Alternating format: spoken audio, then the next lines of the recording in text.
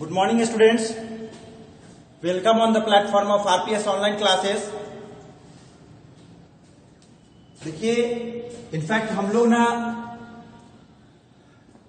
Magnetic effect of electric current के maximum topic को cover कर चुके हैं और जो रिमेनिंग टॉपिक अभी तक है वह टॉपिक ना एक्चुअली सीबीएसई के नए रिड्यूस्ड मॉडिफाइड सिलेबस के अकॉर्डिंग उसे रिमूव कर दिया गया है। मतलब उसे हम करेंगे बट जब हमारे पास टाइमिंग हो या फिर हम ऑफलाइन क्लासेस में आए उस वक्त उन सारे टॉपिक्स को करेंगे because that topic is already having it's on important in our forthcoming examinations. Competitive examination or in 12th examination. So that is already important. So उन टॉपिक को हम लोग करेंगे बट अभी इस ऑनलाइन क्लासेस में हम लोग वहीं तक कवर करते हैं जहां तक हमारे सीबीएसई के रिड्यूस्ड बोर्ड एग्जामिनेशन के लिए रिड्यूस्ड सिलेबस जो दिया गया है 33% रिड्यूस करके उतना हम लोग कवर करते हैं। उसके अकॉर्डिंगली जस्ट हमारा एक वैसे हम लोग मोटर भी पढ़ चुके हैं बट एक उसके कुछ पार्ट्स या उसके बारे में डायग्राम वगैरह नहीं किए हुए तो वो हम लोग करेंगे। लेकिन उससे पहले एक ऐसे टॉपिक को हम लोग पढ़ने जा रहे हैं जो तुम्हारे ही किसी स्टूडेंट ने उस चीज का रिक्वेस्ट किया है कि सर इस चीज को एक बार फिर से बता दिया जाए। तो आइए देखते हैं। जैसे यहां पर हम लोग ना कहना है clock face rule. Clock face जो बोलते हैं ये मतलब किसी भी तरह का जो चार्ज कंडक्टिंग मेरा मतलब है करंट कंडक्टिंग वायर जो है वह करंट कंडक्टिंग वायर अगर स्ट्रेट शेप में हो तब तो कोई बात नहीं है। वहां पर उसके द्वारा जो मैग्नेटिक फील्ड प्रोड्यूस होता है उसकी जानकारी हमें है। लेकिन जब यह क्वाइल के रूप में बनता हो रिंग का फॉर्मेशन करता हो उस समय इसका जो पोल का डिक्लेरेशन होगा वह पोल का डिक्लेरेशन हम लोग कैसे करेंगे, कैसे डिफाइन करेंगे उस पोल को। तो आइए देखते हैं। इसके लिए हमें ना एक रूल दिया गया है और वो एक्चुअली ये है कि एक क्लॉक फेस रूल होता है। क्लॉक फेस का मतलब क्लॉक मतलब सब जानते हैं वाच जो घड़ी होता है वो, और फेस मतलब जो करंट कंडक्टिंग लूप है जो वायर है उसके ऊपर उसके फेस पर उसे हम प्लेस करेंगे और उसके अकॉर्डिंगली हम इस चीज को ऑब्टेन करेंगे कि उसका नॉर्थ पोल है कि साउथ पोल है। ठीक है। तो इस क्लॉक फेस रूल में किसी भी क्लॉक के लिए जैसे कोई भी क्लॉक अगर होता है तो उस क्लॉक के लिए क्या हो सकता है। तो देखिए क्लॉक का जो मूवमेंट है वो दो तरह का हो सकता है। एक क्लॉकवाइज बोलते हैं और दूसरा क्या हो सकता है एंटी क्लॉकवाइज हो सकता है। क्लॉकवाइज और anti clockwise. Clockwise and anti clockwise. अब ये क्लॉकवाइज और एंटी क्लॉकवाइज क्या है। देखिए कोई भी घड़ी जो होती है जैसे ये अगर घड़ी है तो घड़ी में जनरली उसके जो सेकेंड का सुई सेकेंड का जो टिप है या मिनट का जो टिप है या आवर का टिप है वो कैसे चलता है। तो देखिए वो कभी यहां पर होगा या फिर यहां होगा या फिर यहां होगा। मतलब इस तरीका से ये वाला ये फेस हो गया तो इसे हम लोग बोलते हैं क्लॉकवाइज। और एंटी क्लॉकवाइज जो है तो क्लॉकवाइज का जस्ट उल्टा का मतलब ये हुआ कि घड़ी का जो सेकेंड वाले सुई है वो ऐसे चल रहा है बट यह डायरेक्शन ना ऐसे हो। ठीक है। घड़ी के विपरीत दिशा में that is known as that is considered as anti clockwise direction. अब इस क्लॉकवाइज डायरेक्शन और एंटी क्लॉकवाइज डायरेक्शन को हम उस लूप पे जो करंट कैरिंग लूप है उस लूप पे कैसे प्लेस करते हैं उसे देखिए। तो जब कोई करंट कैरिंग लूप बनता है, लूप कहने का मतलब यह हुआ कि सर्कुलर लूप में मतलब जहां से स्टार्ट हो रहा है उस तरीका से कुछ सर्किल कुछ रिंग टाइप का बना रहा हो उसमें इस पोल का डिक्लेरेशन कैसे किया जाएगा। तो मान लीजिए कि देखिए ये एक तरह का ऐसा या लूप है।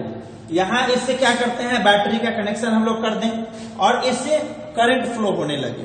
तो ऐसे कंडीशन में क्या कहता है यह क्लॉक फेस रूल कि देखिए करंट का जो डायरेक्शन, जैसे यहां से ऐसे करके ऐसे करके ऐसे ऐसे करके ऐसे हम लोग कर देते हैं, तो करंट का डायरेक्शन इस तरीका से होगा, ये ऐसे होगा, ठीक है, इस तरीका से ऐसे हो जाएगा। तो यहां पर कह रहा है क्या कि उस घड़ी के क्लॉकवाइज फेस रूल को अप्लाई करें। कैसे? तो देखिए क्लॉकवाइज क्या है, तो घड़ी ऐसे ही चलती है ना, मिनट सेकंड की जो सेकंड का जो टिप होता है वो इस तरीका से ऐसे ऐसे चलता है। अब इस तरीका से मूव करेगा तो यह जो क्लॉकवाइज रूल, क्लॉकवाइज जो होगा, यह क्लॉकवाइज जो कंडीशन हुआ, एक क्लॉकवाइज कंडीशन हमें उसके साउथ पोल का पहचान बनेगा। यह जो है उस मैग्नेटिक फील्ड जो प्रोड्यूस हो रहा है इस करंट कैरिंग लूप के द्वारा, इसका यह एंड हर हाल में साउथ पोल डिनोट करेगा। तो साउथ पोल डिनोट करेगा तो और एक तुम्हें और पहचानने का तरीका बताते हैं। देखिए यहां पर हमने क्या किया, एस को लिखा, तो एस पे यह एरो, देखिए ये एरो का सिंबल और ये एरो का सिंबल एक लग रहा है, ये भी इस तरीका से बता रहा है, ये भी इस तरीका से बता रहा है। यहां पर हम लोगों ने ऐसे कहा, देखिए ये ऐसे करते हुए आ रहा है, ये ऐसे करते हुए आ रहा है, तो देख रहे हैं ये एस लिखा हुआ है। इसका मतलब ये है कि हमको मेमोराइज करने के लिए, इसको अंडरस्टैंड समझने के लिए हमें क्या करना है कि अगर इस तरीका का सर्कुलर लूप बन रहा है, उसमें अगर एस लिखते हैं तो एस के दोनों एजेज पे, यहां या फिर यहां जो एरो, जो सिंबल जो एरो का होता है, वह अगर इसके क्लॉकवाइज फेस के, इस सर्कुलर लूप के फेस पर जो एरो है उसके साथ मैच हो जाता है तो वह साउथ पोल है। क्लियरली समझ रहे हैं इस चीज को? तो यह साउथ पोल हो गया। अब जब यह साउथ पोल होगा तो इसका दूसरा लूप, मतलब इसका लास्ट एंड जहां से करंट आउट हो रहा होगा, यहां तो करंट इन किया है, वहां अगर आउट हो रहा होगा तो उसका नॉर्थ पोल होगा। इन केस जहां करंट एंड कर रहा है, मतलब एंटर कर रहा है, वह कुछ इस टाइप से फेस हो जाए, वह कुछ इस टाइप से फेस हो जाए, तो इस टाइप से फेस हो और उस पे जो डायरेक्शन है करंट के फ्लो का डायरेक्शन, वह कुछ इस तरह से हो, ऐसा हो जाए। तो इसमें अगर आप यह एस लिखो, एक मिनट एस ही लिख करके देखो, एस को लिखा, इस पर एरो ऐसे है, इस पे एरो ऐसे है, आप देखो क्या यह मैच हो रहा है? यहाँ एरो बता रहा है कि नीचे की तरफ करंट का डायरेक्शन होगा, यहाँ इस फेस पर जो है तो ऊपर की तरफ करंट का डायरेक्शन है। आप यहाँ देख लो या यहाँ देख लो, यह मैच नहीं हो रहा है, इट मीन्स यह रॉन्ग पोजीशन है, हमने यहाँ पर रॉन्ग प्लेस कर दिया, यह गलत है, इसका इंपॉर्टेंस यहाँ नहीं आएगा। यह जो है, और जो घड़ी का जो क्लॉक फेस रूल जो कह रहा है वह कहता है कि एंटी क्लॉकवाइज अगर हो, यह घड़ी की डायरेक्शन में नहीं है ना, घड़ी के विपरीत, घड़ी के अपोजिट डायरेक्शन शो कर रहा है, तो इस डायरेक्शन में इसे हम लोग बोलते हैं एंटी क्लॉकवाइज। Anti clockwise. अब एंटी क्लॉकवाइज डायरेक्शन में आप इसे एकदम से अंडरस्टूड कर लो। एंटी क्लॉकवाइज मतलब घड़ी का विपरीत दिशा, घड़ी इस तरीके से चलती है तो करंट का डायरेक्शन ऐसे उल्टा हो, और उल्टा होगा तो वो हमें नॉर्थ पोल देगा, वह नॉर्थ पोल होगा। ठीक है, घड़ी का विपरीत दिशा एंटी क्लॉकवाइज और नॉर्थ पोल। अब एक और चीज यहां पर प्लेस कीजिए, क्या कीजिए, यहां पर एन लिखो, तो एन तो जनरली ऐसे लिखते हैं, ठीक है, एन ऐसे लिखते हैं, अगर इस पर भी तुम एरो लगाओ और यहां भी एरो लगाओ तो इसको समझ सकते हो। देखिए यहां ऊपर की तरफ बता रहा है, ये भी ऊपर की तरफ बता रहा है, यहाँ नीचे की तरफ है, ये नीचे की तरफ है, इसका मतलब यह प्लेसमेंट सही है और ये हमारा नॉर्थ पोल को बता रहा है। तो इसको थोड़ा सा मॉडिफाइड वे में हम लोग लिखते हैं, एन को थोड़ा सा स्टाइलिश वे में, क्योंकि यह क्या है, यह एक लूप टाइप का है, एक रिंग टाइप का है, तो एन को थोड़ा सा ऐसे लिख देते हैं। ठीक है, अब इस पे ये ऐसे कर दो और इस पे ये ऐसे कर दो। अब इसको यह एग्जैक्टली यह दोनों लोकेशन जो है सो हमारा उस मैग्नेट का जो पोल है उसको यह फाइंड आउट कर दिया कि साउथ पोल क्या होगा और नॉर्थ पोल क्या होगा। कभी भी जो सर्कुलर लूप जो बनता है, कभी भी जो current carrying circular loop,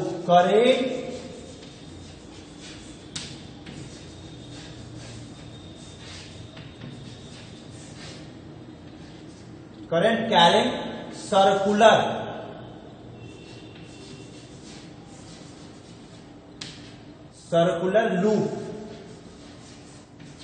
circular loop बनेगा, या इसको समटाइम्स कॉइल भी बोलते हैं या रिंग भी बोलते हैं, इसको रिंग भी आप लिख सकते हो। रिंग भी बने तो उस केस में हम लोग जो इसके पोल को जो फाइंड आउट करने की कोशिश करेंगे, इसके पोल जो फाइंड आउट करेंगे वह पोल विद द हेल्प ऑफ पोल या तो नॉर्थ या फिर साउथ। तो नॉर्थ तब होगा जब एंटी क्लॉकवाइज डायरेक्शन हो। क्या हो? एंटी क्लॉक वाइज डायरेक्शन हो। किस चीज का? करंट के फ्लो का डायरेक्शन हो। साउथ पोल तब होगा जब क्लॉकवाइज डायरेक्शन हो। किसका? करंट के फ्लो का क्लॉकवाइज डायरेक्शन हो।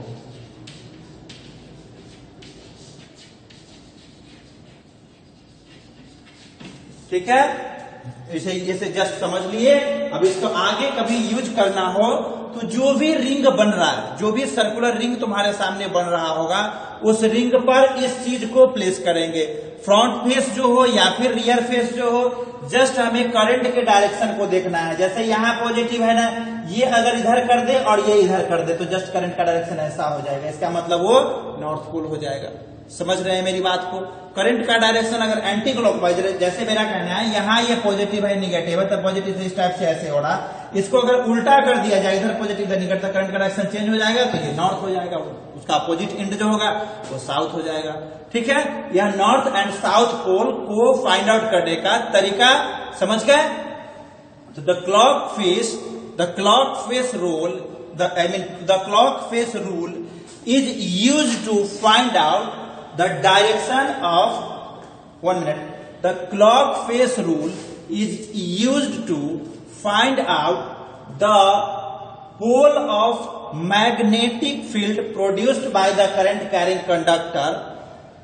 ठीक है, ये क्लॉक फेस रूल है, यह यूज किया जाता है पोल को फाइंड आउट करने के लिए जो मैग्नेटिक फील्ड प्रोड्यूस होता है करंट कैरिंग कंडक्टर के द्वारा किसी लूप में। इस केस में अगर उस करंट का डायरेक्शन क्लॉकवाइज होता है तो वो साउथ पोल होगा। अगर उसमें करंट का डायरेक्शन क्या होता है? एंटी क्लॉकवाइज, तो वह नॉर्थ पोल होता है। यह दोनों क्लियर हो गया? क्लॉकवाइज मतलब साउथ, एंटी क्लॉकवाइज मतलब नॉर्थ। क्लियर हो गया? अब देखिए इसके बाद जो है, जैसे एक चीज हम लोग पढ़ते हैं, पिछले क्लास में हम लोग ने सोलेनॉइड्स के बारे में पढ़े थे।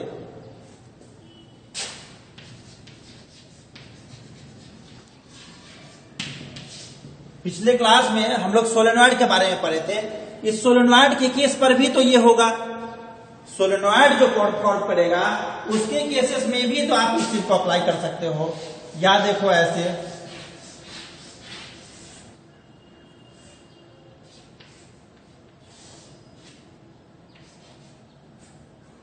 तो यह जानते हैं कि सोलेनॉइड भी मैग्नेटिक फील्ड प्रोड्यूस करता है। तो इसका सिंपल तरीका आप यह कर सकते हो कि जो सिंपल बार मैग्नेट होता है, इसका कैरेक्टरिस्टिक ना उस सिंपल बार मैग्नेट्स के तरह ही होता है। तो क्या कर सकते हैं, यहां उस पोल के लिए अगर कोई सिंपल बार मैग्नेट इस तरीका से आप लाओ, इधर नॉर्थ पोल है, इधर साउथ पोल है। ठीक है, अब यहां पर देखिए, यह ना जैसे ही इसके करीब में आया तो करीब में आया तो इसको रिपेल कर दिया। इसका मतलब क्या है कि यह ना साउथ पोल ही होगा। तो करंट का डायरेक्शन ऐसे, ये देखिए इस तरह से ऐसे, तो ये कौन सा है? यह क्लॉकवाइज फेस है। और क्लॉकवाइज फेस में क्या होता है? क्लॉकवाइज फेस जब करंट का होता है तो उस समय अगर किसी सर्कुलर लूप में क्लॉकवाइज फेस हो, क्लॉकवाइज करंट का डायरेक्शन हो, तो उसमें कौन सा पोल डेवलप होता है? उसे हम लोग साउथ पोल कहते हैं। और वह साउथ पोल यहां भी दिख रहा है। इस पोल को टेस्ट करने का दूसरा तरीका यह भी है कि आप इस मैग्नेट को यहां लाइए। कौन से मैग्नेट को? बार मैग्नेट को। और बार मैग्नेट को जैसे ही इसके करीब लाते हैं तो वहां पर नॉर्थ और साउथ का वहां पर कुछ आइडेंटिफिकेशन होता है। तो जैसे ही इधर अगर साउथ पोल है, इसको रिपेल किया, मतलब यह साउथ पोल हो गया। और एक पोल फाइंड आउट हो गया तो इसका मतलब है उसके अदर एंड पर जो है वह नॉर्थ पोल ही होगा। तो इधर क्या हो जाएगा? इस साइड नॉर्थ पोल हो जाएगा। समझ रहे हैं? अब यहां पर देखिए, जो यहां पर मैग्नेटिक इंटेंसिटी जो होगा,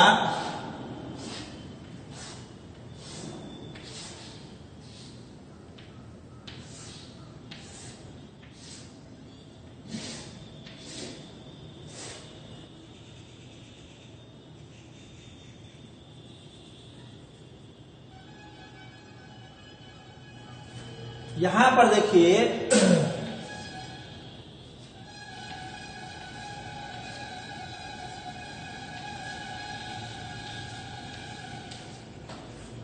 यहां पर आप देखो कि यह जो करंट इसके अंदर जो मैग्नेटिक लाइंस ऑफ फोर्सेस जो हम रिप्रेजेंट करेंगे, इसके अंदर जो मैग्नेटिक लाइंस ऑफ फोर्सेस जो रिप्रेजेंट करेंगे वह किस किस चीज पर डिपेंड करेगा। सबसे पहला चीज, यह जो नंबर ऑफ टर्न देख रहे हो आप, मतलब जितनी बार कॉइलिंग होगी उतना ही ज्यादा इसका मैग्नेटिक फील्ड का स्ट्रेंथ होगा। मतलब the magnetic field strength produced by the solenoid is depending upon the number of turns. The first point is that the magnetic field produced by a solenoid is depending upon the number of turns. First point. Second point is that कि इसमें जो current का amount है, जब current flow होगा उस current का value पर भी यह मैग्नेटिक फील्ड का स्ट्रेंथ डिपेंड करेगा। उसके बाद जो लास्ट एक आता है कि यह जो मटेरियल, आप ये तो कंडक्टिंग वायर है, कंडक्टिंग वायर ही होता है, और इस कंडक्टिंग वायर में इसका नेचर क्या है, नेचर ऑफ द मटेरियल, मतलब यह कितना कंडक्टर है, कितना परसेंट कंडक्टर है, ये गुड कंडक्टर है, बेस्ट कंडक्टर है, क्या है, उसके ऊपर ही यह मैग्नेटिक फील्ड स्ट्रेंथ डिपेंड करता है। The magnetic field strength produced by a solenoid is depending upon, first point में लिखेंगे, क्या लिखिएगा, फर्स्ट पॉइंट में लिखा जाएगा कि the magnetic field strength produced by a solenoid is depending upon the number of turn of solenoid. Second में the amount of current passing through the solenoid. Third में the nature of material by which the solenoid is made up या obtained. ठीक है, तो समझ गए इस चीज को, क्लॉक फेस रूल को समझ गए। अब जहां तक देखिए, फिर किसी ने यह भी कहा था कि इस प्रॉपर्टी को, ये प्रॉपर्टी ऑफ, क्या बोलते हैं इसे, मैग्नेटिक लाइंस ऑफ फोर्सेस के बारे में बताने के लिए, देखिए उसके बारे में ऑलरेडी वीडियो बना हुआ है, और उस वीडियोज को अगर तुम देखोगे, समझोगे, तो तुम्हें वो क्लियरली समझ में आ जाएगा। समझ रहे हैं? तो उस वीडियो को एक बार देख लेना, या चलो 2 मिनट लगता है, तुम्हें एक्सप्लेन ही कर देते हैं उसे।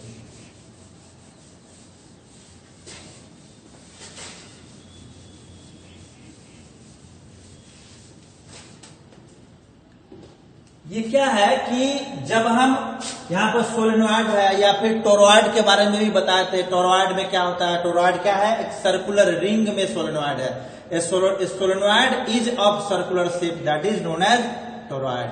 ठीक है, तो यहां देखिए, यहां पे क्या कहते हैं कि अगर यह बार मैग्नेट है,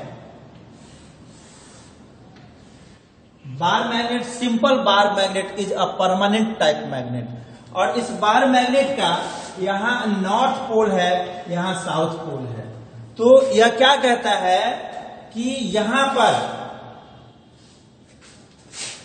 जो मैग्नेटिक लाइंस ऑफ फोर्सेस है, the magnetic lines of forces is just a pictorial representation to understand the behaviour of a magnet.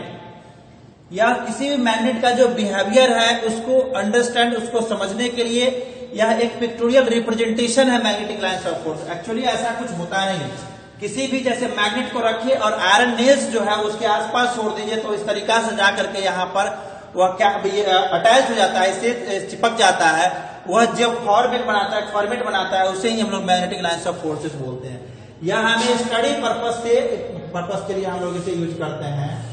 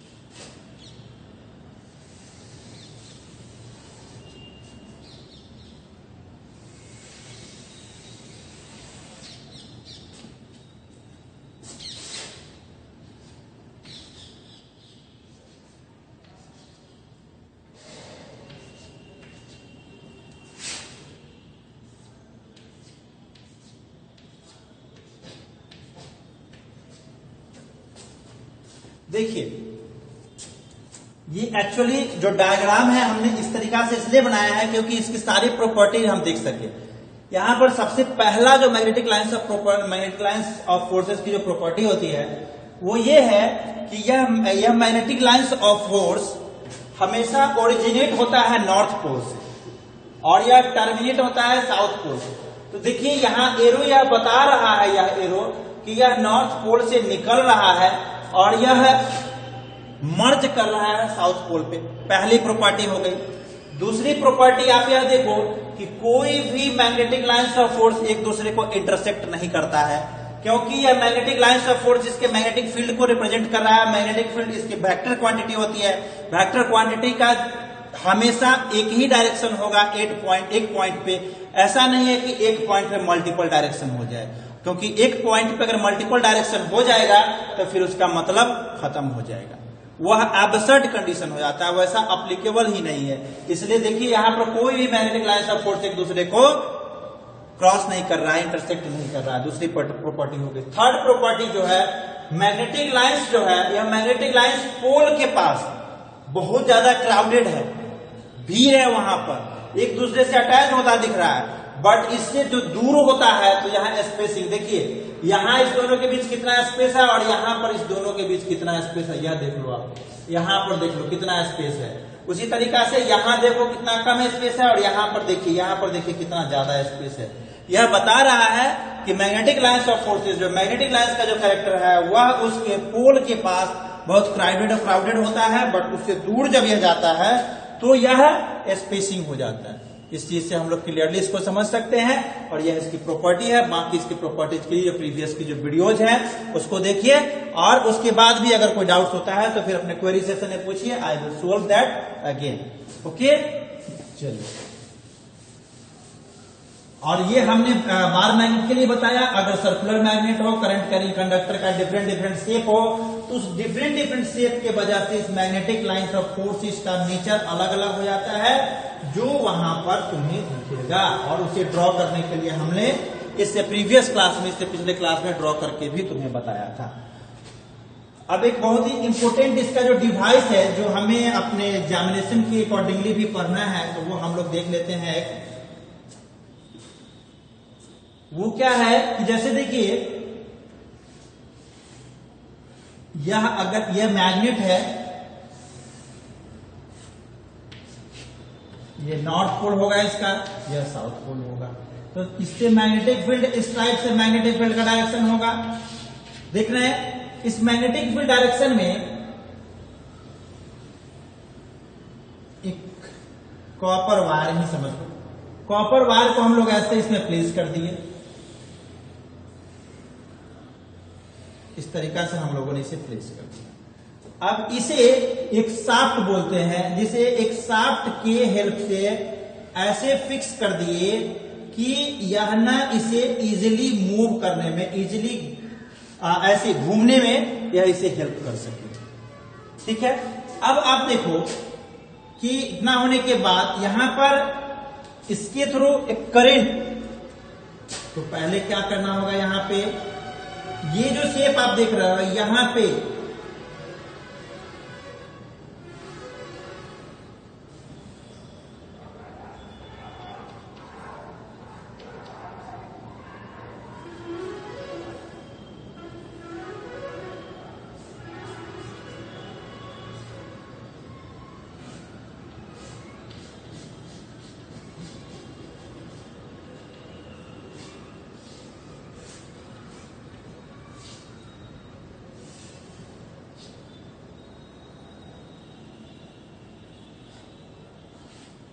ठीक है। यहां पर क्या हुआ, ये हमारा मैग्नेट है,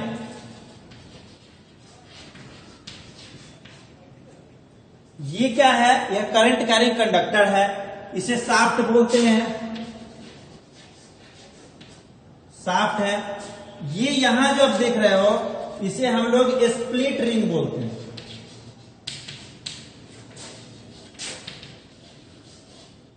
ये जो यहां आप देख रहे हो, इसे कार्बन ब्रश बोलते हैं।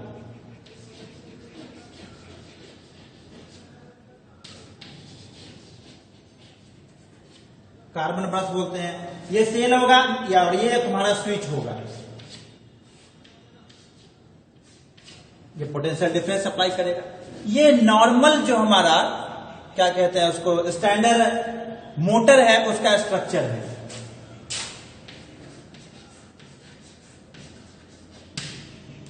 अब इस पे देखिए, यहां से करंट ऐसे गया इस तरीका से, तो करंट ऐसे मूव करेगा,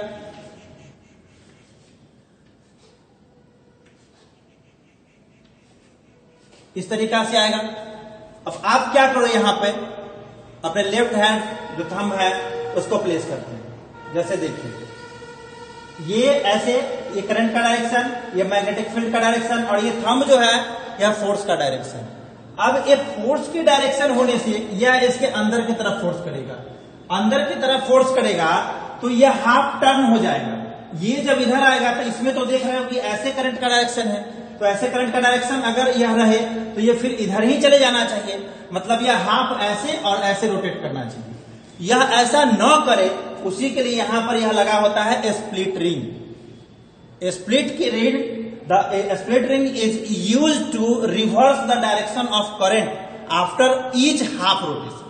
जब ये पहले जब ये हाफ इधर मूव करके आएगा तो इसकी इस करंट का डायरेक्शन ऐसा ही रहे, समझ रहे हैं? जो ये वाला डायरेक्शन है, ये वाला डायरेक्शन है, इधर आए तो ऐसा हो जाए, यहां गया हुआ है तो फिर ऐसा रहे। मतलब जो डायरेक्शन अभी तुम्हें दिख रहा है यही डायरेक्शन हर एक ईच साइड पर रहे, उसको मेंटेन करने के लिए स्प्लिट रिंग की जरूरत होती है। इस स्प्लिट रिंग को कम्यूटेटर भी बोलते हैं, और यह स्प्लिट रिंग ही यूज होता है इसलिए कि इसके करंट के डायरेक्शन को हमेशा वह चेंज कर सके, रिवर्स कर सके, और इसके हमेशा मूव करते रहने के डायरेक्शन को कंटिन्यू कर सके। और दूसरा, यह जो कार्बन ब्रश आप देख रहे हो, यह कार्बन ब्रश क्या करता है कि यह इस करंट की सोर्सेस को, चूंकि यह जो वायर है इसके साथ अटैच्ड सोल्डिंग वगैरह तो नहीं कर सकते हैं क्योंकि यह हमेशा क्या है, मूव कर रहा है। तो यह ना एक कार्बन ब्रश होता है जो इजीली इसे कांटेक्ट में रखे हुए होता है। जैसे कभी देखे हैं इलेक्ट्रिक इंजन को, इलेक्ट्रिक इंजन जब ट्रैक पे मूव कर रहा होता है, या मेट्रो ट्रेन जो है जब ट्रैक पे मूव कर रहा होता है, तो उसका ना एक रेल से उसको करंट सप्लाई करता है। जब वो मूव कर रहा है तो उसके साथ अटैच्ड कैसे है, उसको सोल्डिंग तो कर नहीं सकते हैं, परमानेंट कनेक्शन तो दे नहीं सकते हैं, तो वह परमानेंट कनेक्शन और supply of the voltage source is given by the help of this carbon brush. यह कार्बन ब्रश हमेशा इस वोल्टेज सोर्स को कांटेक्ट जो है इस कम्यूटेटर के साथ, इस स्प्लिट रिंग के साथ प्रोवाइड करता है। और यह फेनोमेनन के साथ जैसे ही यहां से यह करंट का डायरेक्शन या इस तरीका से आया, करंट ऐसे इसमें एंटर किया, मैग्नेटिक फील्ड का डायरेक्शन इधर, करंट का डायरेक्शन इधर, तो हमारा जो फ्लेमिंग्स का लॉ है वह यह बताया कि इस पे जो फोर्स है वह पीछे मतलब अंदर की तरफ लगना शुरू हो जाएगा। अंदर की तरफ जैसे ही फोर्स लगेगा तो यह अंदर की तरफ फोर्स लगा, बस ये इस शाफ्ट के हेल्प से यह तो फ्री टू मूव है। यह क्या होगा कि जैसे ही इस पर फोर्स लगा अंदर की तरफ, ये इधर आ जाएगा, और ये इधर गया है, फिर इस पे बाहर की तरफ फोर्स लग जाएगा। उस पे आप ऐसे फिर से फोर्स, मतलब यहाँ जब तुम्हारा थंब है इसको तुम रखते तो फोर्स इसके बाहर की तरफ, मैग्नेटिक फील्ड का डायरेक्शन ये हो गया, और ये इस टाइप से इसको बाहर की तरफ फोर्स लगाएगा। यह फोर्स बाहर की तरफ मैग्नेटिक, हम लोग जो फ्लेमिंग्स का लेफ्ट हैंड रूल और राइट हैंड रूल दोनों ही पढ़े हैं, और दोनों ही इस दोनों का यूज करके, जैसे मोटर में यूज हो रहा है, एक हमारा उधर जनरेटर में यूज होगा, उसके डायरेक्शन से उसके मोशन के डायरेक्शन को इसमें, जैसे इसमें हम लोग मोटर में इसके मोशन के डायरेक्शन, जो फोर्स का डायरेक्शन है वो इसके मोशन का डायरेक्शन हो जाएगा, मतलब उधर यह मूव करना शुरू कर देगा।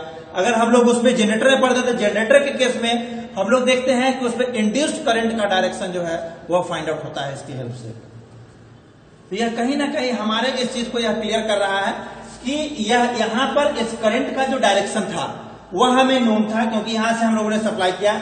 यहां पर जो मैग्नेटिक फील्ड का डायरेक्शन है, क्योंकि नॉर्थ से साउथ की तरफ, तो वह हमें नोन है, उसको देख लिया। इसे ना समटाइम्स हॉर्स टू मैग्नेट भी बोलते हैं, उस टाइप का यह लगा हुआ होता है।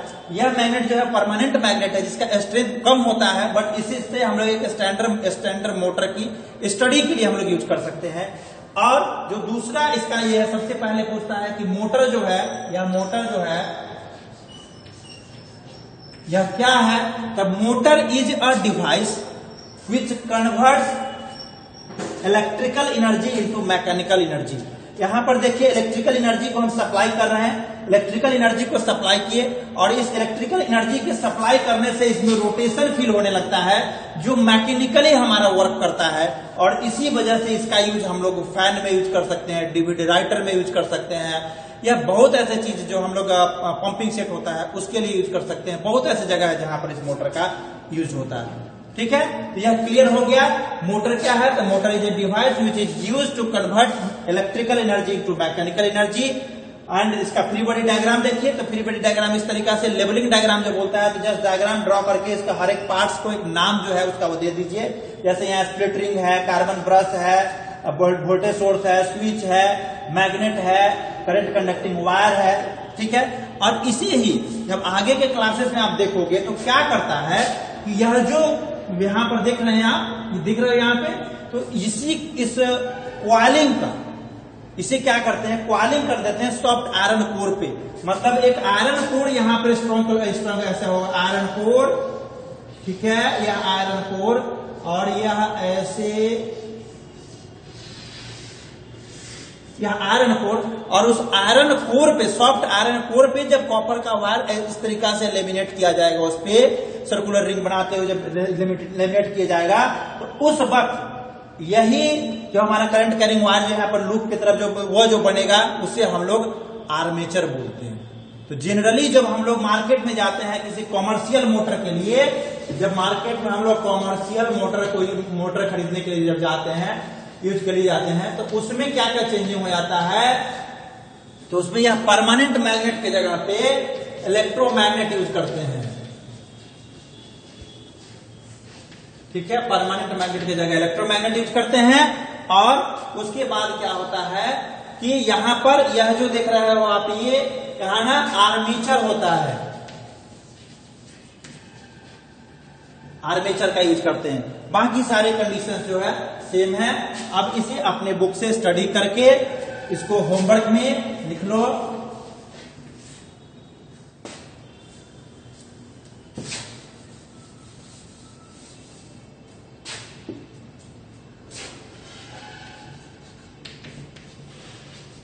Write a short